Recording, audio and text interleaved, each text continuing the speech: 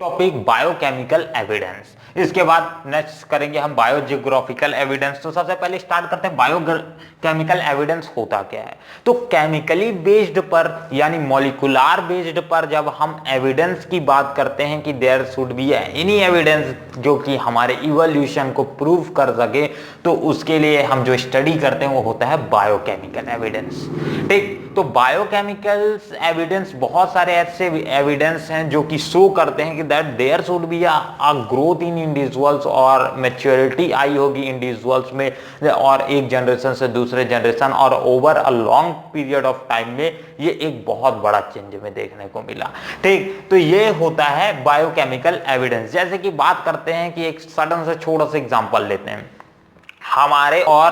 हमारे और चिंपैंजी में करीब करीब 1.8% का डीएनए सीक्वेंसिंग में चेंजेस रहता है। मतलब जेनेटिक सीक्वेंसिंग में कितना डिफर रहता है ह्यूमंस में और चिंपैंजी में, सिर्फ 1.8% का। और ये 1.8% कितना लार्ज चेंजेस दिखाई देता है हमें और चिंपैंजी में। एज चिंपैंजी में बहुत सारी हैबिट्स ऐसी होती हैं जो कि एज आइदर ह्यूमंस की तरह दिखती हैं बट वो कंप्लीटली ह्यूमंस की तरह बिहेव नहीं करते हैं। ये आ जाएगा इस 1.8% के कारण। तो ये हो जाएगा एक बायोकेमिकल एविडेंस कि कुछ चिंपैंजीज में एज वो दूसरे हैबिटाट्स में शिफ्ट हो गए, तो उस हैबिटाट में शिफ्ट होने के कारण उसमें उनको अपने इन्वायरमेंट कंडीशंस के हिसाब से अपने अंदर ऐसे बदलाव करने पड़े जिनके कारण वो चिंपैंजी से आज इवोल्यूशन होते ह्यूमंस में आ गए।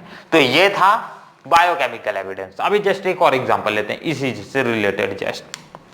ठीक है, तो जैसे एक सिंपल सा एग्जांपल देख लो कि जैसे कि बायोकेमिकल मेटाबॉलिक प्रोसेस होता है। बायोकेमिकल प्रोसेस में एक सिंपल सा आपने भी पढ़ा था 11th में मेटाबॉलिक प्रोसेस। तो मेटाबॉलिक प्रोसेस से ही समझते हैं कैसी चीजें होती हैं।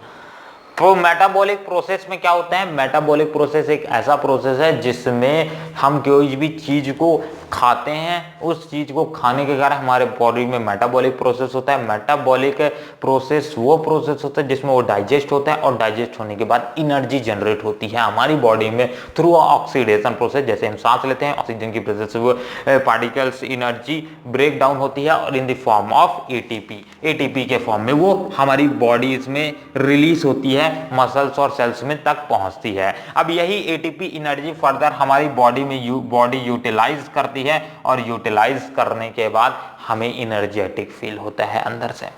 तो ये आ जाएगा एटीपी का यूज।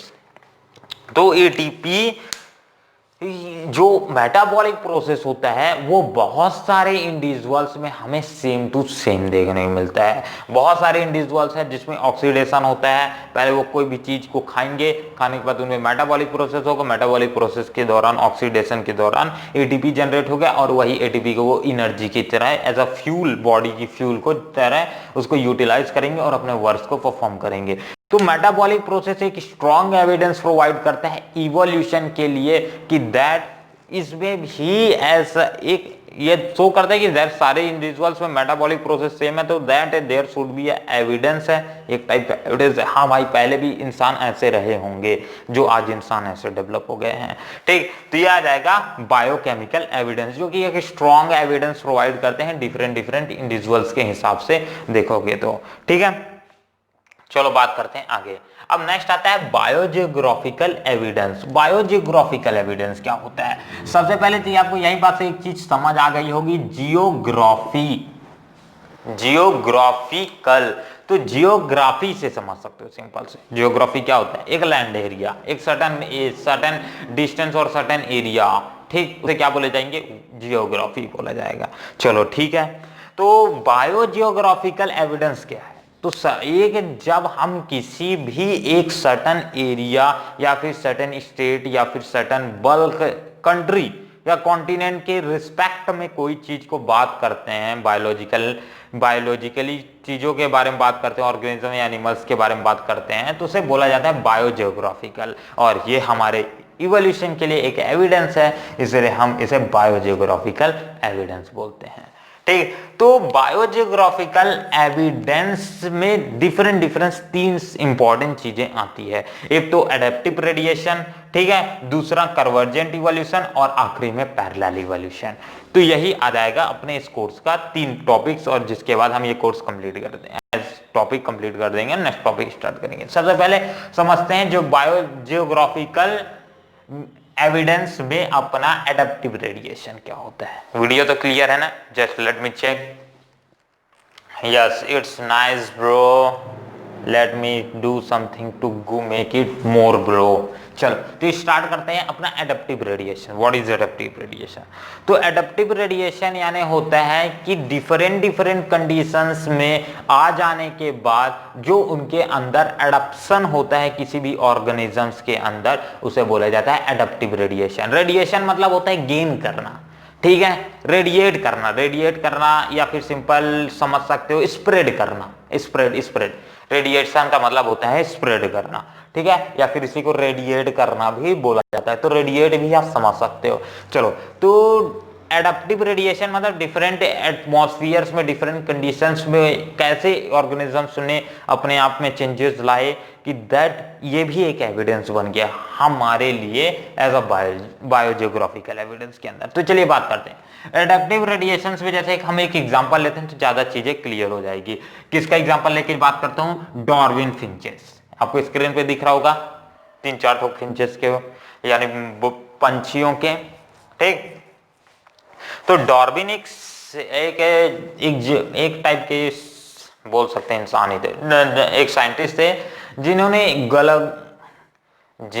एक आइलैंड, ठीक है, एक आइलैंड गए जहां पास उन्हें देखने को मिला कि that there are many finches, वहां बहुत सारी लार्ज वैरायटीज की फिंचेस एग्जिस्ट करती हैं, जो कि सारी की सारी फिंचेस एक ही ग्रुप से बिलोंग करती हैं या एक ही एंसिस्टर से बिलोंग करती हैं फिंचेस के, ठीक। तो उस आइलैंड में, गैलापागोस आइलैंड का नाम था, उस आइलैंड में जो भी फिंचेस एग्जिस्ट करती थी उनका बहुत ज्यादा अलग अलग नेचर था, ठीक है, और सारे के सारे फिंचेस एक ही एंसिस्टर से बिलोंग करती थी। उस एंसिस्टर कौन सा? फिंचेस एंसिस्टर से बिलोंग करती थी।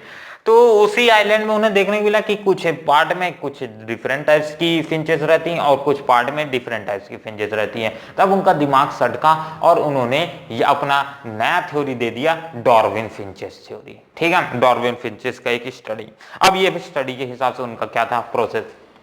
तो डार्विन ने बताया कि दैट ये किस कारण से हुआ होगा?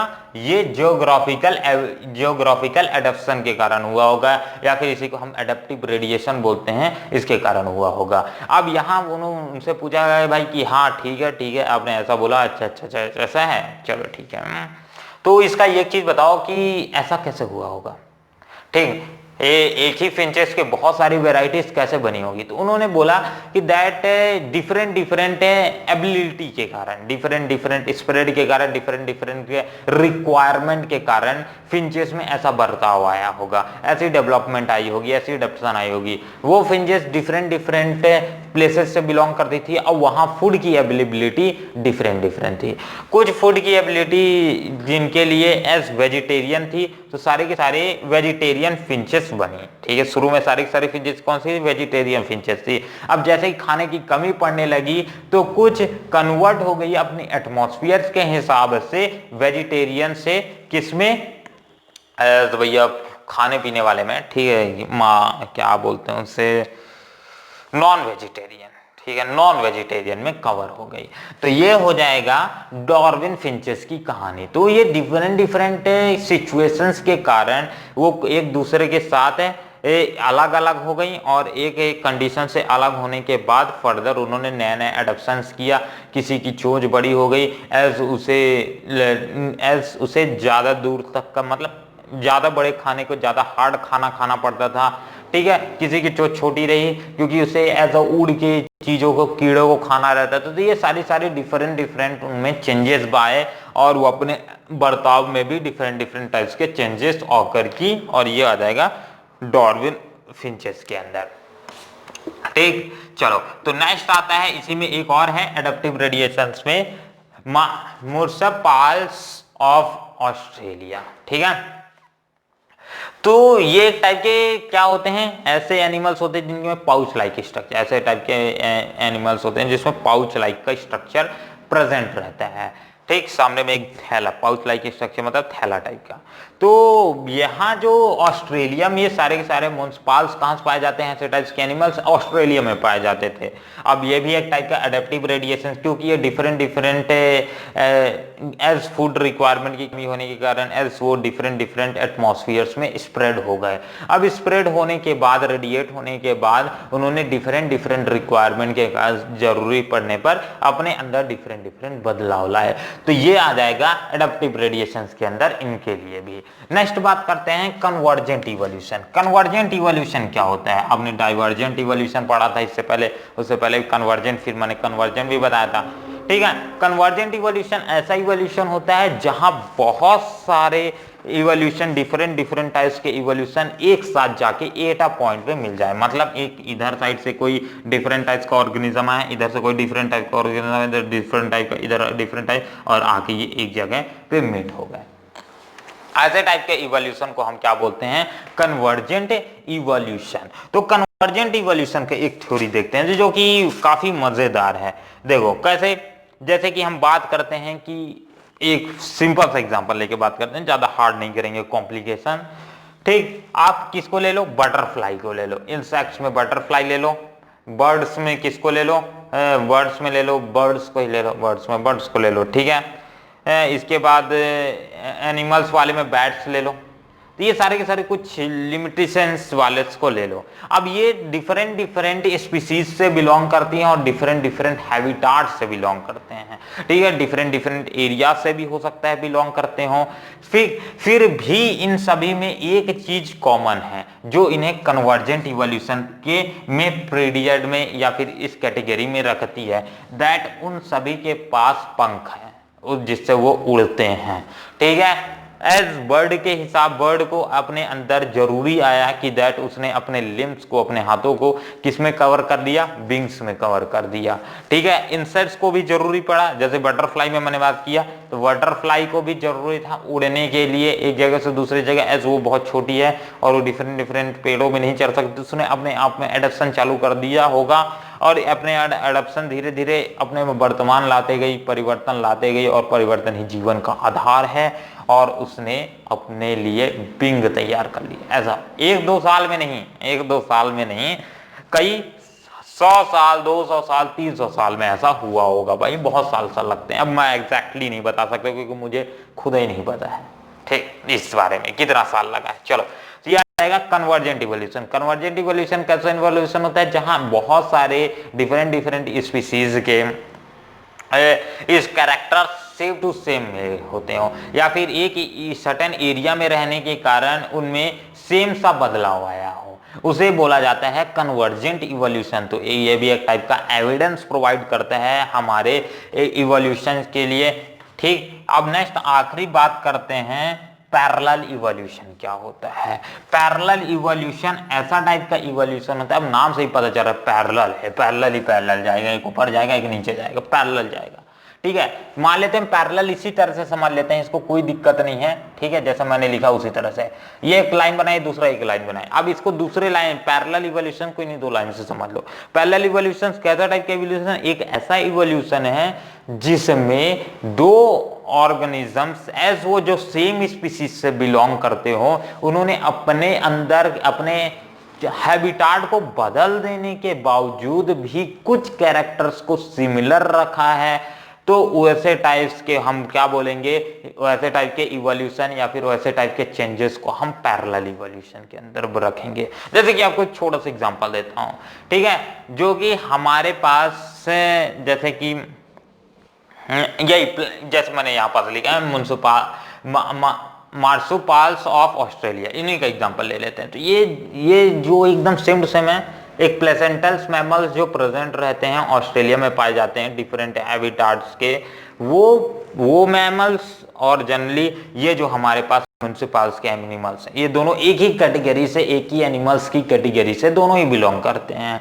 ठीक है, अब ये दोनों डिफरेंट डिफरेंट हैबिटाट्स में पाए जाते हैं, वो ऑस्ट्रेलिया में तो वो किसी और कंट्री में पाया जाता है। ठीक है, अभी पाए जाते हैं। तो जस्ट ये एक मैमल से बिलोंग करने के बाद भी दूसरे हैबिटाट्स में रहने के बावजूद भी उनका अपीयरेंस में कोई बदलाव नहीं है, मतलब वो एकदम सेम टू सेम दिखते हैं। ठीक है, तो ये अपीयरेंस सेम होने का एक कैरेक्टर क्या शो कर रहा है यहाँ, पैरेलल इवोल्यूशन को शो कर रहा है कि दैट उन्होंने अपनी हैबिटाट तो बदली बट अपना अपीयरेंस नहीं बदला, अपने अंदर का एडेप्शंस बदले पर अपने बाहर का अपीयरेंस नहीं बदला। तो ये भी एक स्ट्रॉन्ग एविडेंस बनता है इवोल्यूशन के लिए, और ये शो करता है बायोजियोग्राफिकल एविडेंस में हमारा पैरेलल इवोल्यूशन को। I think so video clear होगा, और एग्जांपल्स मैंने दिए हैं सभी के लिए। I think so suggestible examples है। इसी तरह से आप और डिफरेंट बैट्स की बात कर सकते हो, कुछ बड़े वेराइटीज ऑफ बैट्स एग्जिस्ट करती हैं इंडिया और चाइना के बीच में, उसकी बात कर सकते हो। ठीक है, आपको इसके बारे में एक आध दो ठोक मेरे को भी कमेंट में बता देना भाई लोग। ठीक है, चलो ठीक। तो चलिए इस वीडियो के लिए इतना ही, और मिलते हैं अगले वीडियो पे जहां हम इसी का स्टार्ट करेंगे आज का आखिरी टॉपिक। जस्ट इसके बाद क्वेश्चन सॉल्व करेंगे, और आई थिंक सो क्वेश्चन ना हो पाया तो उसके बाद वाले लेक्चर पे देख लेंगे। तो फिलहाल इस वीडियो के लिए इतना ही, मिलते हैं अगले वीडियो पे, तब तक के लिए अपना ध्यान रखिए। जय हिंद, जय भारत।